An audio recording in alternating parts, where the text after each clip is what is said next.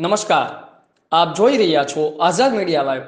છોટા ઉદેપુર જિલ્લાના national highway number 56 ઉપર બોડેલીથી પાવી જેતપુર તરફ જે રસ્તો બનાવવામાં આવ્યો છે, જે હાલ જોખમીરૂપ બન્યો છે।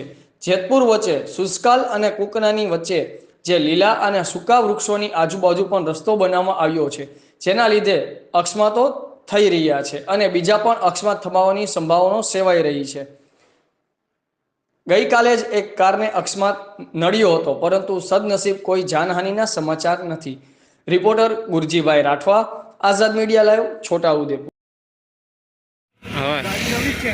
ગાડી નવી છે।